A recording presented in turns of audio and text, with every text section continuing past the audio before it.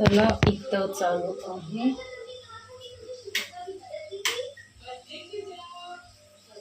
तिथे चालू आहे पालकची पुरी आणि इकडं एवढ्या साऱ्या झालेल्या आहेत.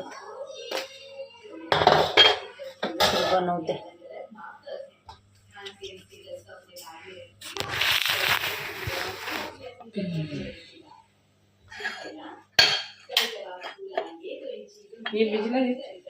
मीच लावलं थांबा. पालक पुरी पालक पुरी.